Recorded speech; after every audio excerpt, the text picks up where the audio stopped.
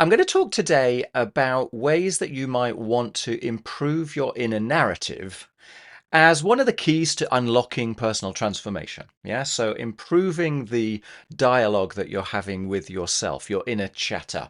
Maybe you want to call it your inner critic.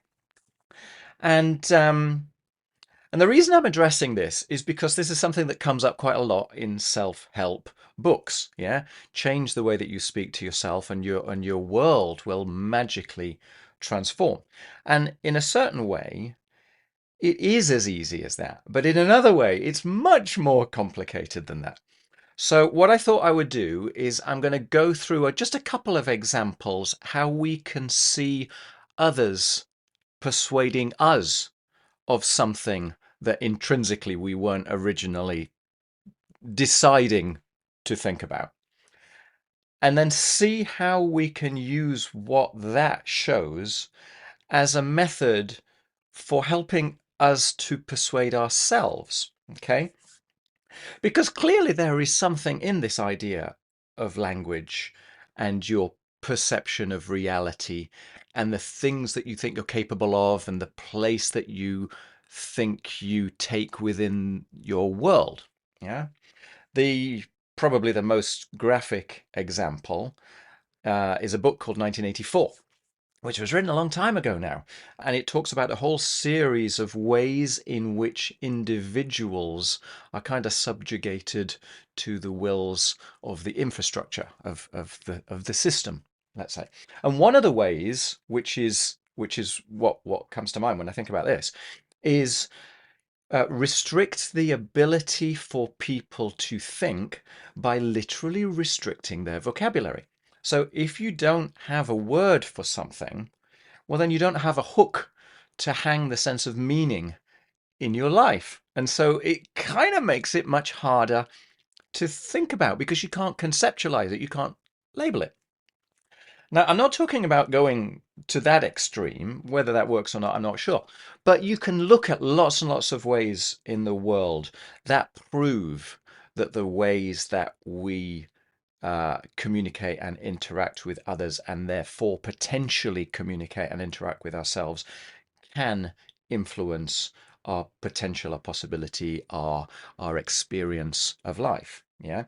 So obviously a simple one is advertising, right? So in theory, the advertising agencies would tell us that the reason that the advertising works so well is because of their extraordinary message, the inventiveness of their message.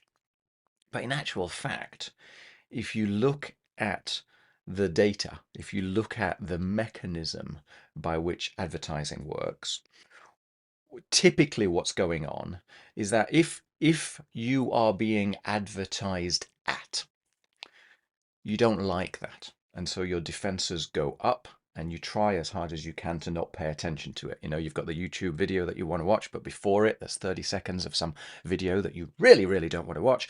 And so you'll actually kind of actively look away or be just looking for the skip button in order to pass by.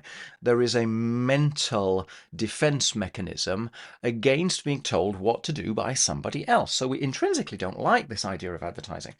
But when we think we're not paying attention to it, if it's just running in the background, maybe you actually, you're on the TV and you leave the room, you're next door in the kitchen or whatever it may be, and it's just humming around in the background. Or maybe you hear the logo jingle of the company, or there's some strange music attached to it. The point is, if this is coming at you habitually over and over again, and sometimes you see the video, but most of the time you're not paying attention. Well, the times when you think you're not paying attention, your defenses are down, and so it goes in far easier. And because you're not paying attention, there is no perceptual shift. But gradually, with time, you create an emotional understanding, an emotional attachment to something because it's just there all the time. And so, the reason why advertising is so repetitive is that it will build up an emotional bond where you kind of come to attach a certain type of meaning to a brand, to a logo, to a company's ethos. And the end result, whether you're aware of it or not, and you're probably not aware of it, is that then the next time when you're walking down the supermarket aisle and you're on you're on the washing box, the soap suds aisle, and there's all these different coloured boxes. Well, by the time you think that you're looking for the one which is on special offer, unfortunately, your emotions have already made the decision because they've already got an emotional attachment to one or two brands. And so you are led towards that. So effectively what's going on is your subconscious or the back of your mind or your emotional brain or your lizard brain or whatever it may be is being stroked in order to create a sense of security or fun or an alliance with your ego, whatever it may be, that ends up making you think that that particular brand reverberates with your sense in some way or other. And so you go down this whole view, and maybe one of them is absolutely fantastic, but you couldn't care less. You have no interest in looking at the data and the proof of it. There's too many choices. And so you go for the one that your emotions have already decided is good enough. Yeah, it's safe, it's going to work. There's no point in investing all that extra effort in looking at the nuances or whatever it may be, even if the price is slightly different and so on and so forth. Okay. So this is a way where habituation of something that your defenses are not fighting against comes to shift your mind. Yeah. So that's quite useful because that means, in theory, then you could do something to yourself. Yeah, this is the theory of mantras. So just bear that in mind, right? Because we'll come back to that. Another way that you can be persuaded to completely change your mind is through a much more direct approach. So a politician wants to get you to vote their way, wants you to buy into their ideas, okay? They will communicate to you typically in a way where they have 100%, 200% conviction in what it is that they are talking about. They are dead sure about what it is that they are talking about.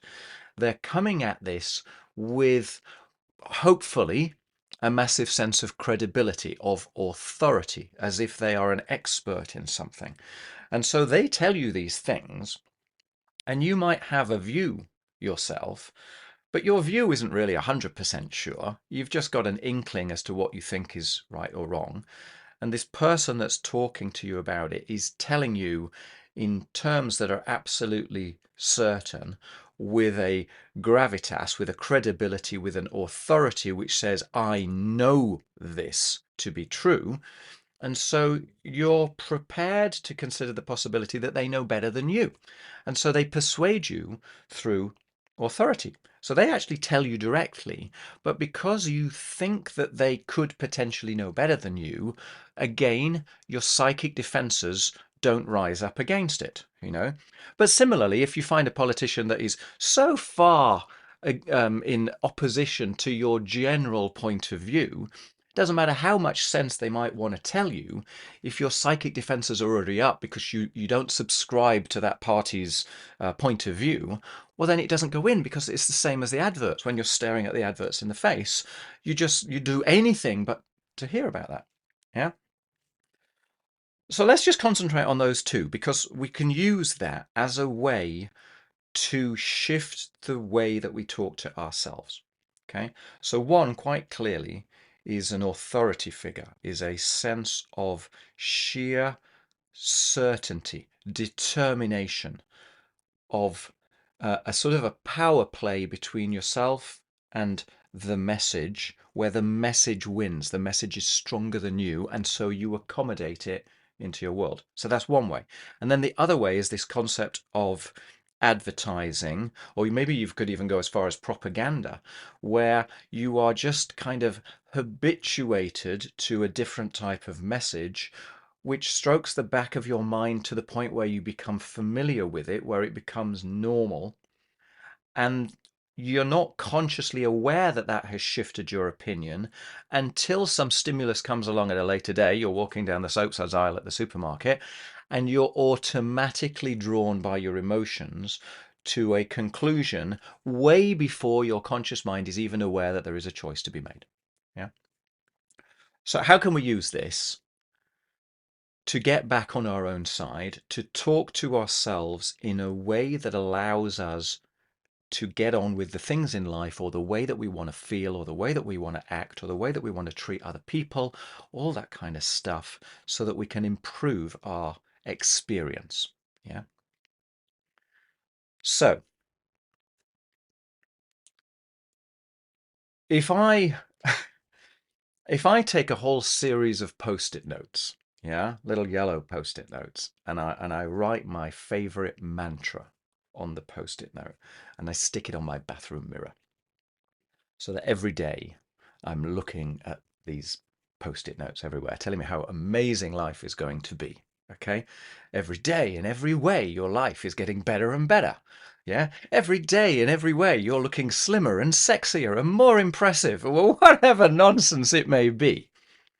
If I think it's nonsense, doesn't matter how much it's habituated, it doesn't matter how much it's on the mirror and it's staring back at me, I am gonna flick it off over and over again. Because there is no authority figure, because I wrote it myself to me. So if my concept when I'm writing this and putting on the mirror is, oh, I wish this were true, but I don't believe it, I don't subscribe to it, it doesn't matter if I see it every day. Part of my mind is going to be saying to myself, yeah, well, maybe that works for some people, but it doesn't really work for you. Yeah, there's no authority figure. Maybe let's take it one step further then. Okay, so maybe I found this mantra, or these series of mantras, in a book that I think is fabulous, that somehow moved me or other, that somehow these words have magic. Okay, or maybe they came from a video, or a convention, or a self-help guru's 5-day event. Okay, so you've got social proof. That's another way that you can be influenced. So you see lots and lots of other people that it's worked for.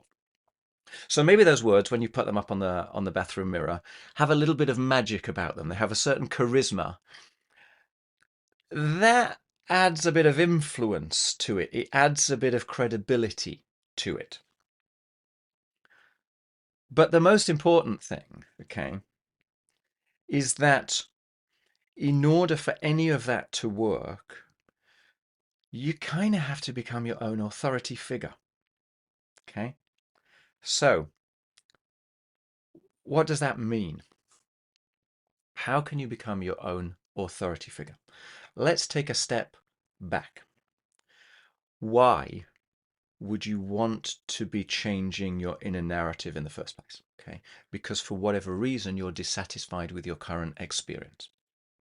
So there is a part of you which is saying, presumably, this isn't good enough. There's a part of you that's possibly saying, this is as good as it gets, or this is all you're capable of, or stay here, it's safe, I understand it, you won't get hurt, something like that. So there is, if you want to conceptualize it, there is a part of you that says, if I can talk to myself in a nicer way, maybe I'll be brave enough to do the things that I would love to do, but that seem a little bit scary. But then there is another part of you that is saying, that's a little bit scary. I think it's safer if you stay where you are. Yeah. And so what you're trying to do is find a way of shifting the narrative in order to habituate yourself to a nicer, more potentialized you, so that it feels easier to get on with whatever it is that you want to get on with.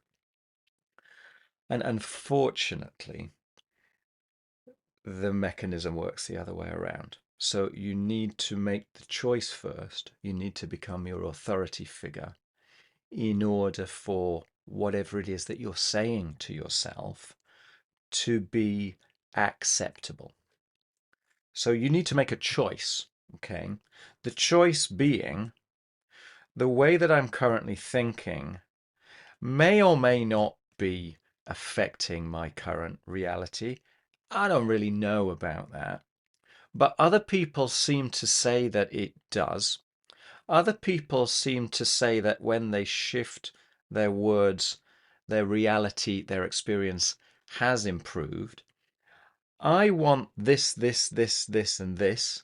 This is in my way, so you can contribute your own authenticity to it. And therefore, I'm going to try something different. Okay. So I am going to momentarily suspend my disbelief. I'm going to allow the possibility that I don't know everything, and I'm going to experiment with that. I'm going to play with something new, and then I'll see how that feels. And that takes courage. So here's the thing that I think is kind of important when it comes to courage, okay? The brave are not without fear, okay?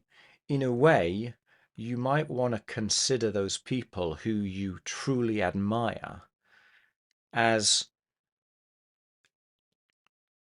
overcoming their fear, okay?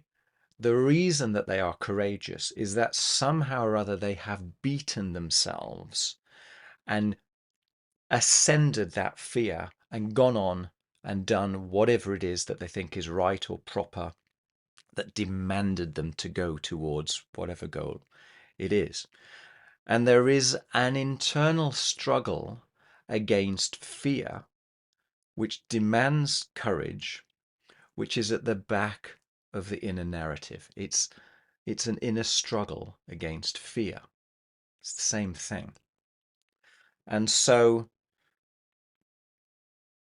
before you get to the point where habituation and familiarization is going to work, you need to have hurdled that fear. So how do you do that? And the easiest way is to just de-emphasize it. It's to reduce the significance of it. So what you're not doing is saying this is an all or nothing last ditch attempt. This is it. It must work, anything like that. Instead, you're just playing with the possibility that maybe you don't know everything and that there is other perception. And you'll see if by playing with your inner narrative, it might come up. Yeah. So you can do that in a very, very small chunk where the risk of getting it wrong is very, very small. And so you're prepared to tolerate jumping ever so slightly outside your comfort zone and trying something that maybe sounds absurd. Yeah. That is an act of inner authority. So you are making a choice. You're deciding to do something different. And you're doing so in the knowledge that what's the other side is unknown. But you're making it so small that it seems all right to take that step. Yeah. So you've made that decision. Then you have to decide what it is that you're going to do that is different. Okay. So that means really internalizing. It's like, so what am I doing wrong currently? And maybe there is an inner critic, or maybe there is a sort of a sense of energylessness, a sort of a sense of fatigue, or I don't know, maybe even resentfulness or anger or self-directed disgust. It can be a whole variety of things, but you need to understand what that is. What is the problem? Where are you currently? What would you like instead? And in order for that to become a meaningful you, what would you require? So this is the moment of getting the magic wand out. Okay. So what would I need to believe in order for that to become possible? And if that's too big a stretch, well, what would be the stepping stones in order for me to get to the point where that would be possible? And that is what you then start sticking on the bathroom mirror. They are the mantras that you start telling yourself. There are lots and lots of simple ways that you can do this. Once you've reached that point that something's going to change, that it's important that your inner dialogue changes. And it's going to be based around the idea. There are certain simple things that you can do to shift your inner dialogue after you've made that decision that this is the moment where something's going to change. Okay. So the entirety of an NLP, neuro-linguistic programming, is based around these sort of ideas. So as a simple example, when you're dissatisfied with your current reality, you're kind of thinking, well, I'm here and I want to be here. I should be doing something better. I should be elsewhere in life. I should have something different. Okay. That is already creating a sense of inner defensiveness. Yeah. It's like you're not good enough. You should be trying harder, thinking differently, whatever it may be. So if you just shift the word should to could, I could think differently. I could act in a different way. You're giving yourself possibility, right? And there is no internal defensiveness against I could, because you're giving yourself options. Yeah, that's a wonderful one. Another one, I have to. Yeah, I must. A bit stronger than I should. I've got to do X, Y, Z. Yeah, massive internal defenses against, oh, I don't want to do these things that I have to do. Again, you could shift that to I get to. I have the opportunity to. I wonder what might happen if I were to do this instead. Bringing a sense of curiosity, a sense of adventure, a sense of wonderment. Yeah. That works, right? But again, it only works after you've decided that the previous way of thinking isn't working for some reason or other, and you are prepared in a small way to suspend your disbelief that this other nonsense could potentially work. Yeah. And rather than telling yourself that that's not going to work, instead you give it a go with a sense of open-minded curiosity where everything is play, where everything is interesting, and then you'll see what comes back. Yeah. Curiosity is the gateway to so much because it's simply opening up your possibility to new experience. You can then continue. You can go as far as you like with this. Yeah. So you might want to get to the point of, okay, so where am I in my life?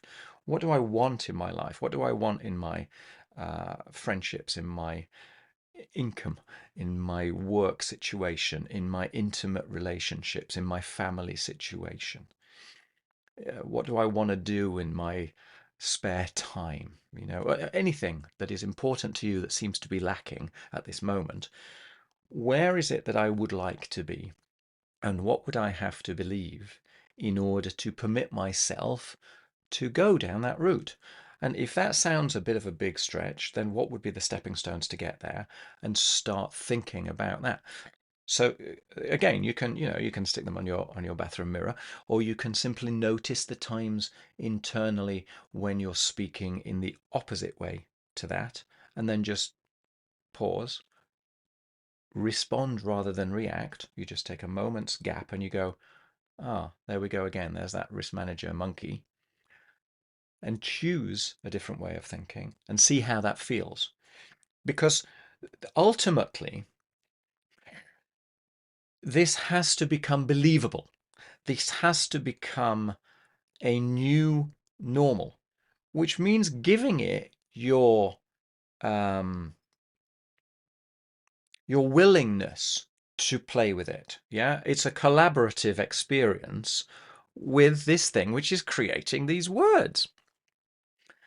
And then other side of that is a sort of a naturalization to a new type of relationship with yourself. Another way that you might want to consider all of that is to look at your higher self and say, from my higher self, Is the way that I am currently talking to myself enabling? Is this freeing me to be whatever it is that I really ought to be? Or is this getting in the way? What would my higher self choose to do? And you might be able to use that as a motivating factor, because it's extremely hard to do this from a willpower perspective alone. You need something which will sustain you through the point at which you go to yourself, oh, this is nonsense. It's not working. I've said in another one of my videos that habits typically take at least 30 days to shift, and people tend to overestimate their capacity to make change in the short term and seriously underestimate what they can do, their capacity for the long term. So most of the time we kind of give up before we notice the improvement, because 30 days is a long time when you're doing something new. So it's important to not simply use willpower as a way of, kind of beating yourself to do things better, to do things more correctly, and instead aspire towards some glorious golden carrot in front of you that will lead you in the direction that you choose to go. Yeah. End result of all that is that there is a certain point, if you are prepared to live with the new sense of reality, if you'll allow your ego to shift what it thinks is possible, where the entire premise of talking to yourself somehow no longer has the relevance that it used to. Because if you're able to open yourself up to all things, well, then you're going to open yourself up to awe, to joy, to love, to passion, to things that it's very, very hard to describe in words, for experiences that seem to be so large that they defy explanation. At which point this entire internal chatter somehow reduces its gravitas. It's less important than it was before. It's there, it's a useful tool, but it's not the end goal.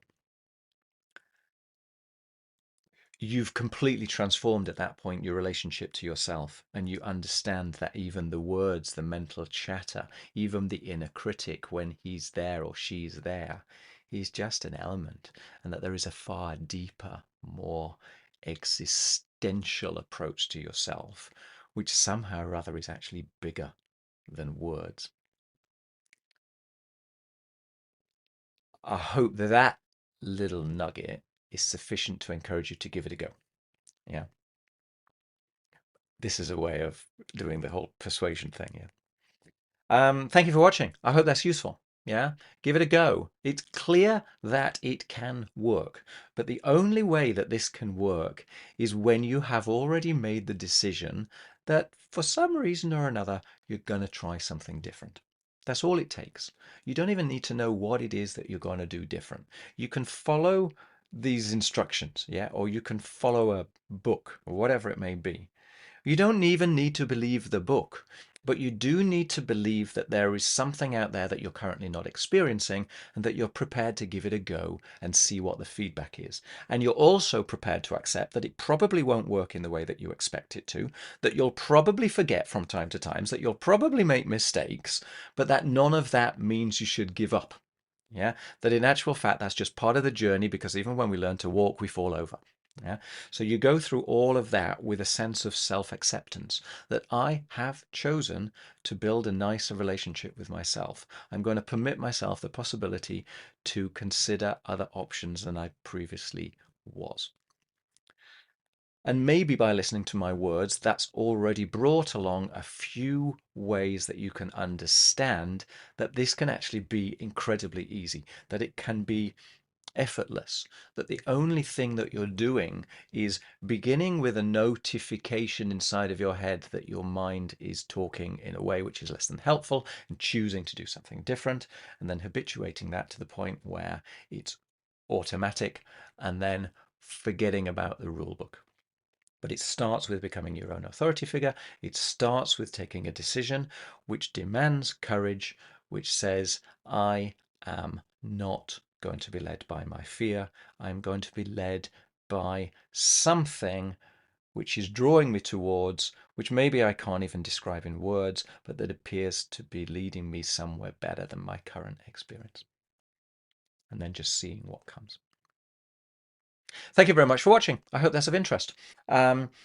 If when you listen to all of that, there's still a voice at the back of your mind saying, well, that's not going to work for me, something like that, then get in touch, yeah, or have a chat with someone who does something on that kind of body brain relationship. You know, the reason why I am so evangelical about hypnosis is that it is going beyond the critical chattering part of your mind and getting you back in relationship with all of you. So if there is this story still running inside your head, even when you're watching this, that says, well, yeah, but, you know, that is a subconscious response, which it doesn't matter how much you try and outthink it. In itself, it's not going to work. So you're either going to have to decide that that simply exists and laugh about it. It doesn't matter. And then go and try a new experience and learn from the new experience and readjust your internal observations. Or you can do something like hypnotherapy. You can do something like deep inner meditation, inner reflection, effectively what it is it that is making my meaning, and shift that. Yeah. So if you've still got this kind of, oh, I'm not too sure about this sort of thing, if you're not prepared to give it a go, then yeah, get in touch, or have a chat with someone nearby wherever you are, and open up, yeah, and listen to the yeah but part, and then go with that. All right, thanks for watching. Cheers. Bye.